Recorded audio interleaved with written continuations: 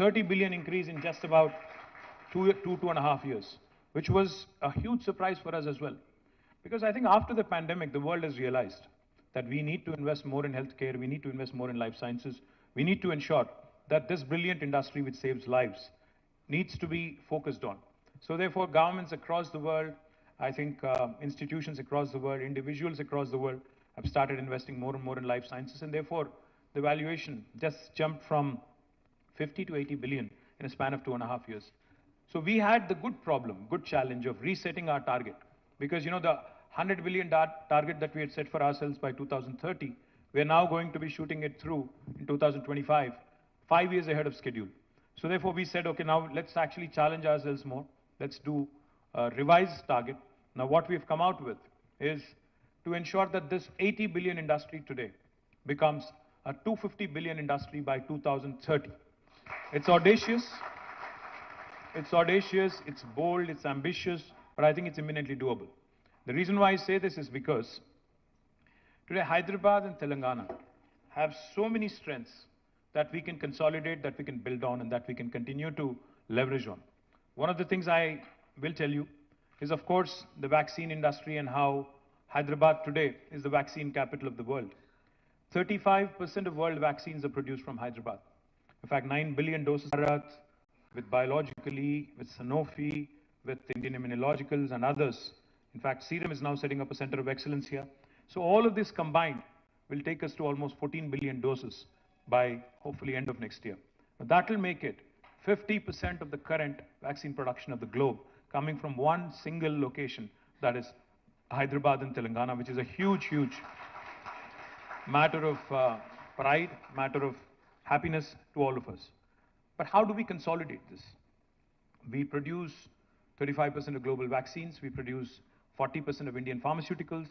We also have the largest number of US FDA approved manufacturing facilities, pharma manufacturing facilities in the world for any single province. We have 214 units in Hyderabad and Telangana. The second largest number is actually in New Jersey, 189. So we have the largest number of US FDA approved facilities for any single province or a single state in the world. Also, with the blessings of our Honorable Chief Minister, we had launched the Telangana Medical Devices Park in Sultanpur in Patancheru. Now that is shaped up really well. We have more than 50 units running already. We have 30 more which will be unveiled soon.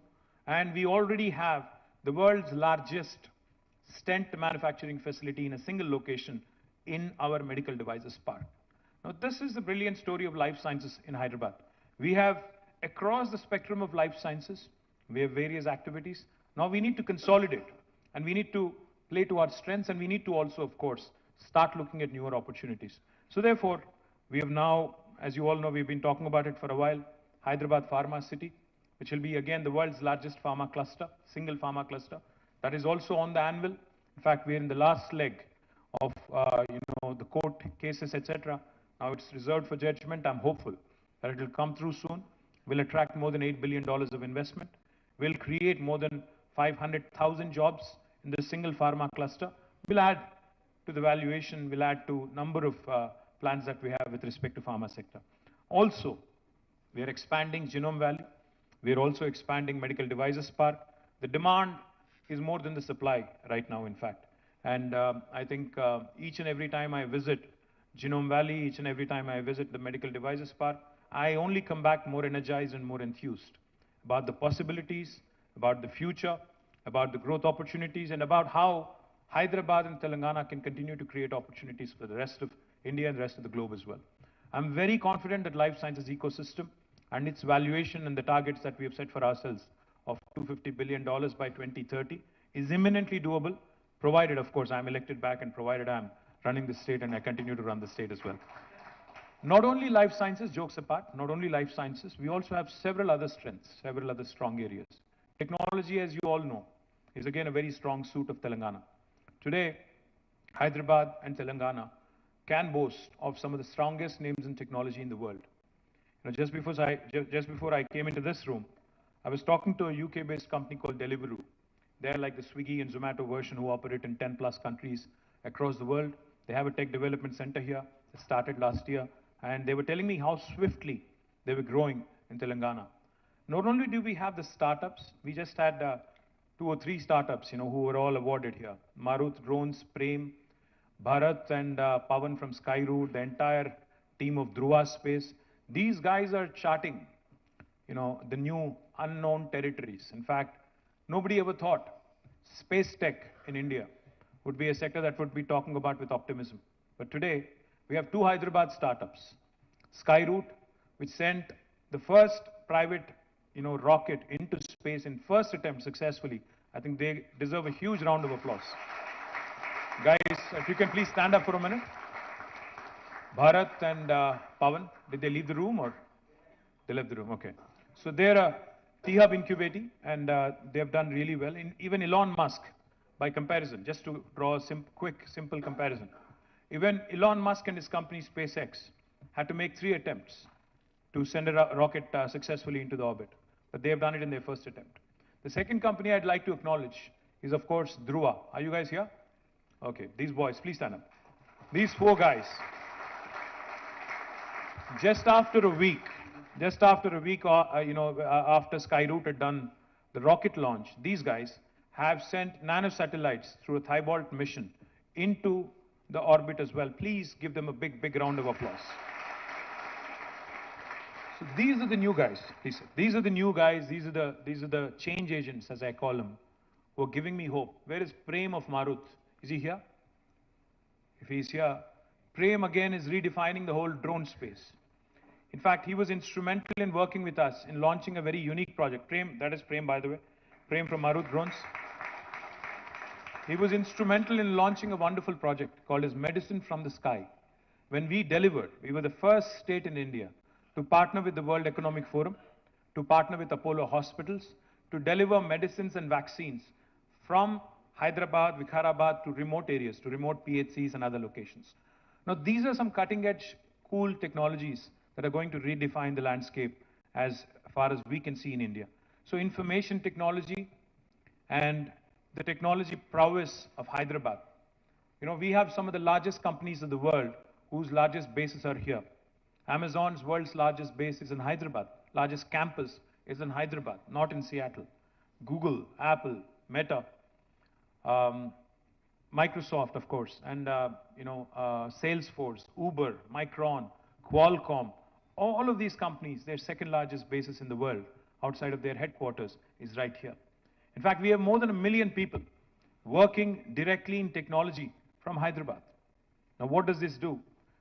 On the one hand, we have strong presence in life sciences, where we have more than 450,000 people working in the life sciences area. And we have technology, where we have more than 1 million people working right here in Hyderabad.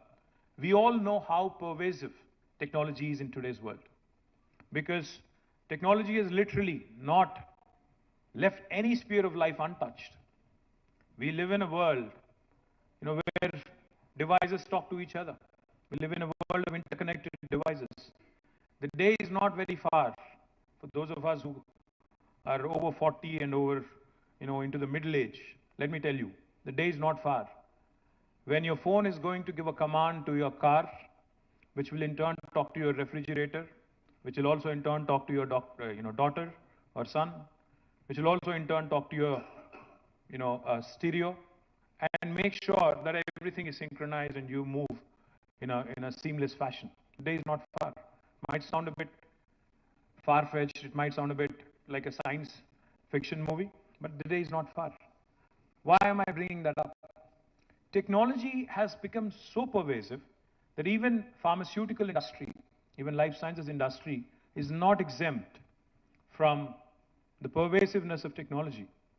So we have Novartis in Hyderabad, who employs 9,000 plus people, who's actually only doing, out of which only 500 people are doing pure play research and development in a laboratory. The remaining people that are working for Novartis are engaged in digital drug discovery, are working as biostatisticians, are engaged in biomedical engineering, are engaged in biomedical innovation. Technology, therefore, is going to be that beautiful point of confluence for other spheres of life. If you could be a manufacturer. We have Schneider here in Hyderabad, whose factory has been rated as one of the best lighthouses in the world in terms of smart manufacturing facilities for their factories across the world. And now Schneider is a global company, but their factory here has been rated as one among the best in the world in terms of leveraging technology and bringing in practices with respect to Industry 4.0. So that is the sort of pervasiveness of technology I'm trying to bring up to your notice. I keep saying this and I can't say it enough. Hyderabad is that place where biology meets technology, where life sciences meets data sciences, where Mangoverse meets Metaverse, where paratha meets dosa, where idli meets dokla. The reason why I say this is because India needs economic engines like Hyderabad to continue to attract talent from across the country and across the world. We cannot make do with what we have alone. Of course, we want our youngsters to get lion's share of the jobs, but we also need to understand and emphasize that we need talent no matter where it is from. See, some of our youngsters from Telangana and Andhra are living in the US, are living elsewhere in the world.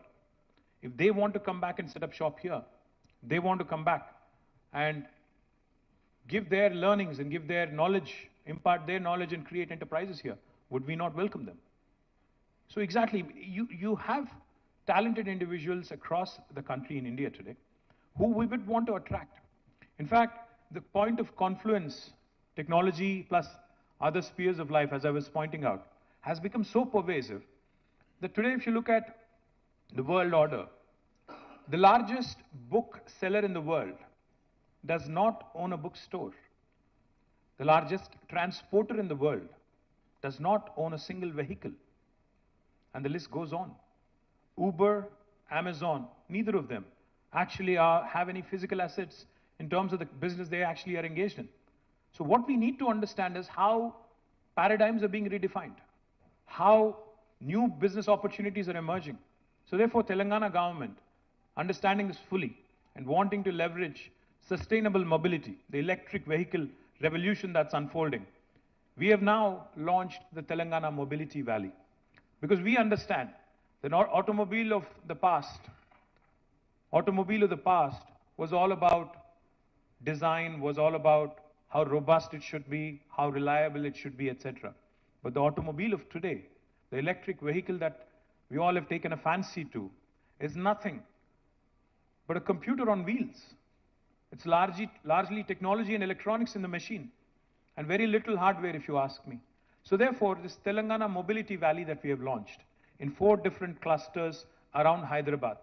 Manufacturing in Zahirabad, I am thankful to Mahindra & Mahindra, who have recently announced a 1,000 crore investment. I am thankful that they would be manufacturing electric autos, the 3-wheelers from there. It's one of their largest growing segments. Likewise, I'm also thankful to Amar Raja Batteries, who's now setting up one of their largest investments, 10,000 crores almost, in Divitipalli in Mehboob Nagar.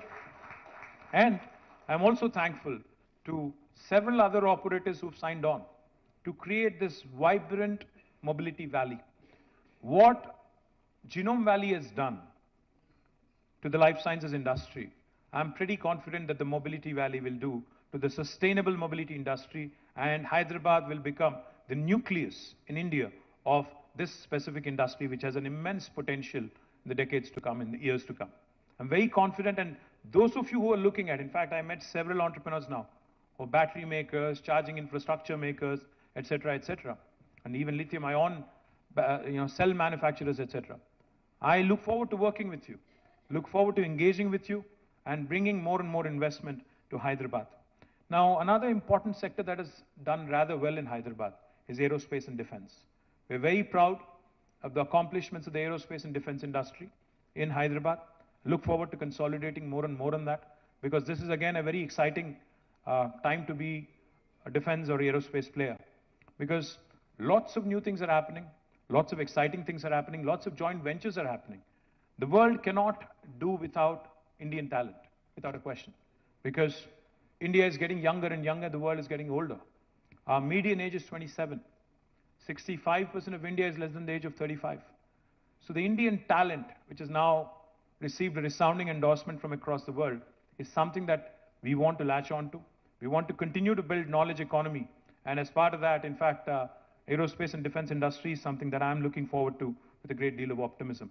But of course, going back to what Mr. Jacob said, he asked me the very first time we met, he said, do you want investment or employment? What is your focus? Of course, I said, I need employment. Because, as I said, we have a lot of youngsters. Every year, we have hundreds of thousands of graduates coming out of our education system. Now, government can only gainfully employ so many directly. What is the task at hand? What is the biggest challenge every government across the world has? It is the task of people management. It is the task of how do you manage this human capital, the so-called demographic dividend that is there for us, that is up for grabs. So every government across the world, not just India, needs to start assessing and looking at the kind of human resources we have at our disposal and create more and more opportunities. So when Mr. Jacob told me that KTX is the second largest kids apparel manufacturer in the world, of course I didn't want to let him go. I said, I'll send you a flight, please come. And then he actually came in and he not only chose to invest 3,000 crores, more importantly, he's creating 28,000 jobs for Telangana. I think he deserves a huge round of applause. I'm very hopeful that with taking his lead, taking his inspiration, more and more garment manufacturers come our way. Because there are some things which are hidden, some facets of Telangana which have not been explored yet. Recently, I met a gentleman called Senthil, who's from Southern India Mills Association. He was telling me that the quality of cotton produced in Telangana, the long staple cotton that is produced in Telangana, is the best in India. He said, your cotton quality is far superior to what we use in Tamil Nadu, what we use in Gujarat, and what we use elsewhere in the country. Now, this is something that has not been explored. But all he said was, you need to purify it, you need to brand it, you need to market it, so that more and more garment manufacturers, more and more textile manufacturers come here. Now, this is a huge employment generating opportunity. We've already launched Kakatiya Mega Textile Park, where KTX is the anchor. It is India's largest textile park in about 1250 acres. Not only do we have KTX, we already have a unit running by Ganesha Ecosphere.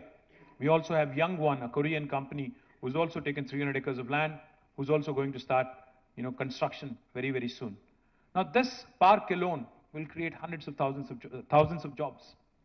Similarly, we have ambitions to create smaller clusters of opportunity in garmenting and textiles. More importantly, electronics, another very, very exciting area. You may have seen the announcement recently, last week in fact. We had unveiled India's largest prototyping facility called as T-Works, because we want to encourage product innovation coming out of Hyderabad, product innovation coming out of Telangana. The chairman of Foxconn was here. He had unveiled T-Works. He had a great meeting with our chief minister.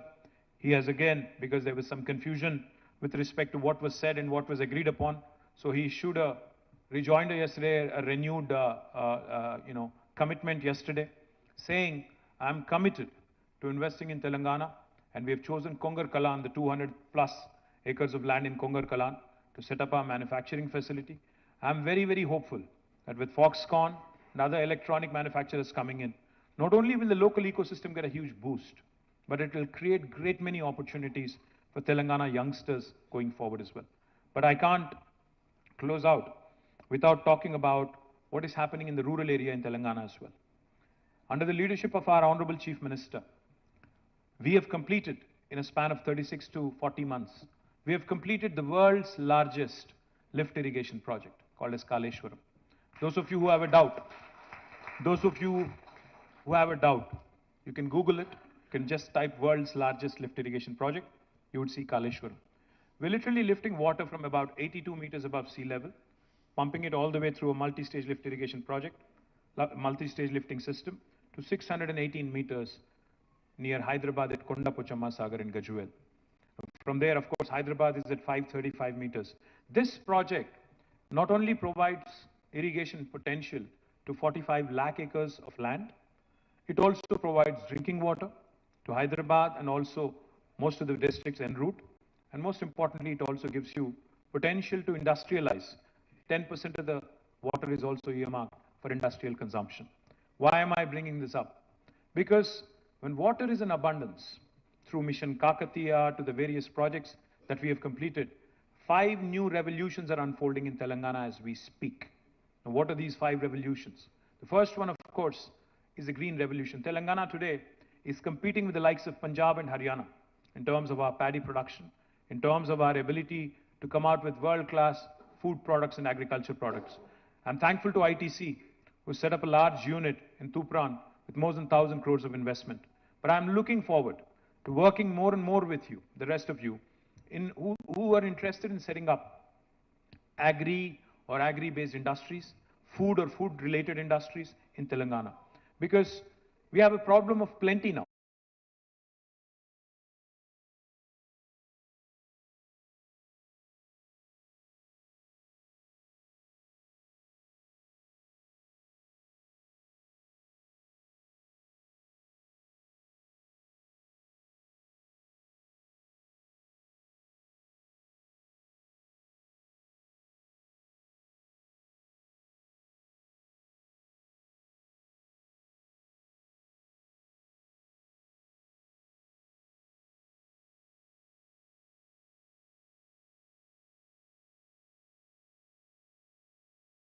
The third revolution that's unfolding in Telangana, besides the green and blue, is pink revolution. Pink revolution is not that of my political party, but of course that also is true. Pink revolution is the meat processing industry that's flourishing in Telangana because of the improvement in the number of livestock, because of a program that we have taken called as a sheep rearing. You know, our chief minister says something very interesting. Whenever we talk about skill development, whenever we go tell him, sir, we have this brilliant new initiative of skill development, he asks rather, skill development is good, but what about the already acquired skill that we have in our population? We have people who can rear sheep, we have people who can weave beautiful fabrics, we have people who can do magic, because that is what they've learned over the years. What about them, the brilliant craftsmen that we have? So what has happened in Telangana because of the sheep rearing program is our livestock has doubled. Again, we are now one of the largest meat producers in the country. And this gives us opportunity also to create meat processing potential, not just for Telangana, Andhra, but also for the rest of the country and also possibly for international markets. The fourth revolution that's unfolding also is white revolution, dairy revolution. In Telangana, when we started our journey 8.5 years ago, our state-owned dairy, Vijaya Dairy, was in losses. But today, Vijaya Dairy has turned around.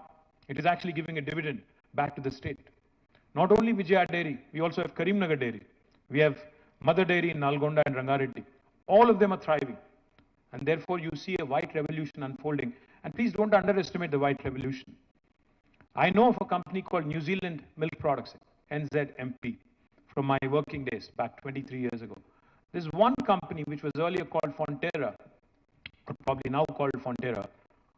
One company alone in New Zealand contributes to 8% of GDP of New Zealand as a country. So the opportunity to do more in dairy and dairy processing is something that you cannot undermine, you cannot underestimate. I would urge you to look at this opportunity as well. And the last one, the last revolution, the fifth revolution, that's also unfolding in Telangana.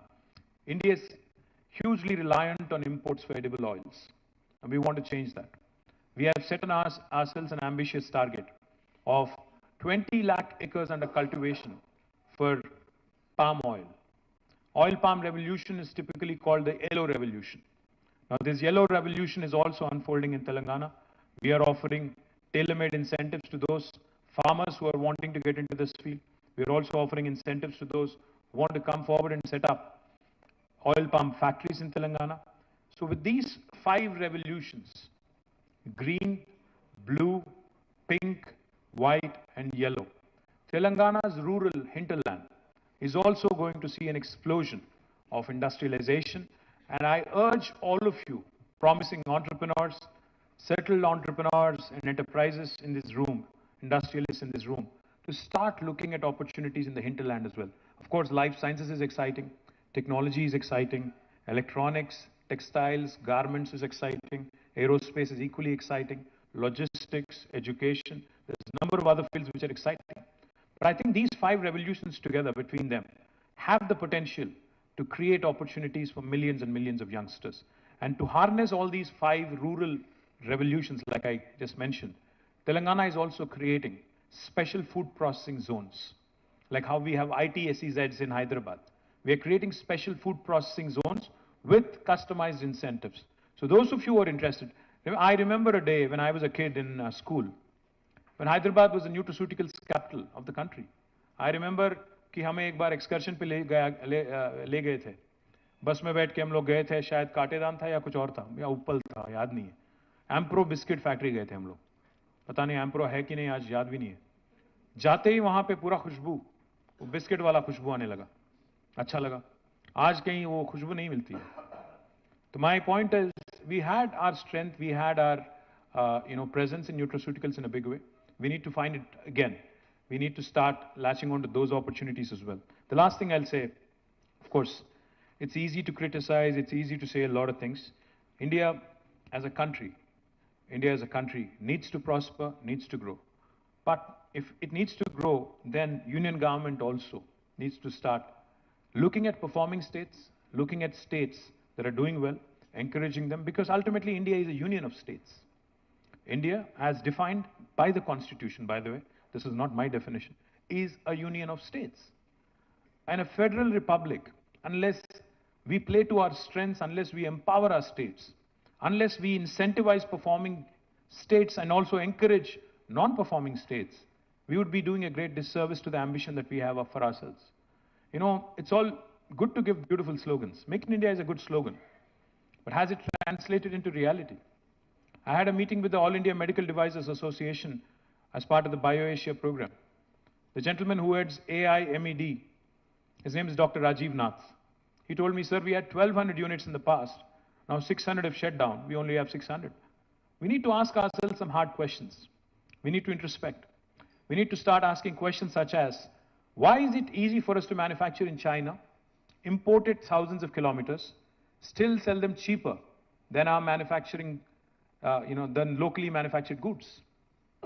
We need to have commonsensical answers to that. What about our duty structures? What about the availability of raw material? What about our illogical, conditions that not conditions, but in fact roadblocks that we put in the way of our entrepreneurs prospering and competing with the rest of the world? My humble request through this forum to all the industry here, to the people who have the ears and who have the ability to get an audience with Prime Minister and others, please tell them that there are states that are doing well, and if only the rest of India can possibly also do equally well, we would have already been a 5 trillion economy.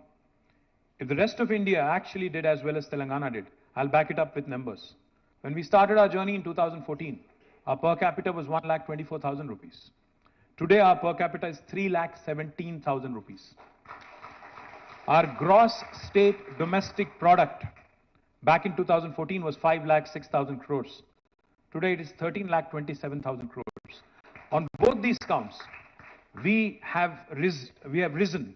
We have enhanced by 155 and 162%.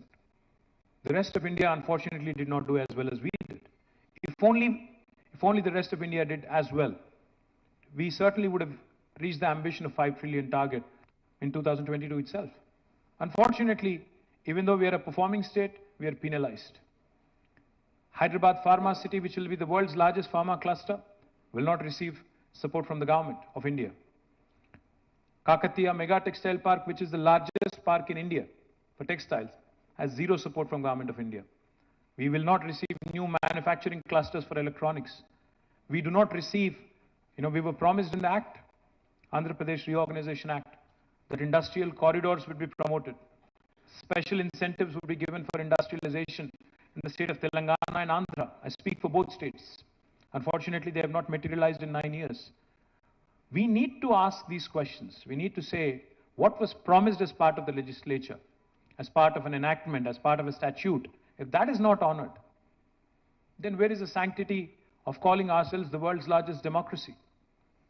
If we, in the abode of democracy, in the temple of democracy, the promises made are not kept, what is the sanctity of this institution then? I'm asking a very serious question. My humble request to Government of India is, we may not be affiliated with you politically. That's the beauty of democracy. Not everybody is going to like you. I mean, I'm sure there are a lot of people in this room who don't like me. Fine, so be it. But the point is, beauty of democracy is divergence of opinion, divergence of our country, diversity of our country, the heterogeneity of this brilliant country. आप कौन होते हो decide करने वाले कि किसको क्या पहनना चाहिए, किसको क्या खाना चाहिए, किसको क्या बोलना चाहिए? ये कहाँ की रीत है? All I'm saying is, if you understand that India is a union of states, and if stronger the state, stronger the country, then encourage and pat us, incentivize performing states moving forward. Only then we'll see India as a first world country. Thank you very much. Jai Telangana, Jai Hind.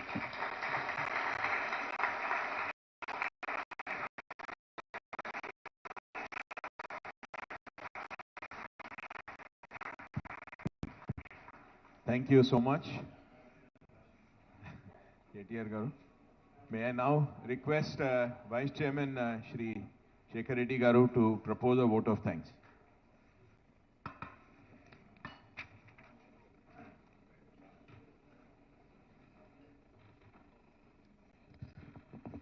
So, Honorable Minister Garu,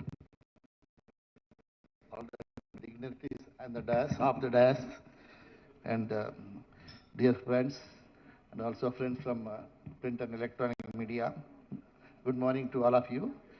Sir, we may say many things, we may get good policies, but today's big story is the demonstration of Mr. Jacob's story, how you have provided him, facilitated him to start.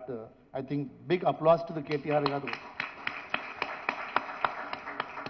So thank you very much, sir, for spending your time and gracing this occasion, and also distributing the awards, state awards, and also Haritaharam, sir. And definitely, today's event will inspire many entrepreneurs to come to Telangana and start new investments.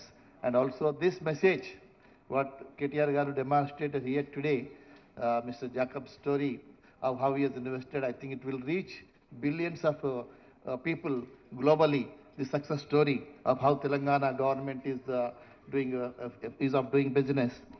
So, and definitely, sir, with all the under your leadership, many hubs have created. I hope recently you are launched the mobility hub also will definitely come in a big way to Hyderabad. And sir, with all these hubs you are creating, coming with infrastructure, buildings, factories, and with your leadership, the great infrastructure is coming in the urban area, which is adding to a lot of infrastructure sector also. You are mentioning many sectors, sir. That is what I am saying, sir. Infrastructure and added to real estate. Both I am coming to you. Next time, whenever you speak to audience, please mention also infra and real estate sector. So that is where, because almost 250 ancillary industrial estate like cement, steel, paints are surviving on that, and huge employment also, sir. Thank you. And Jay sir, thank you very much for your always continuing support.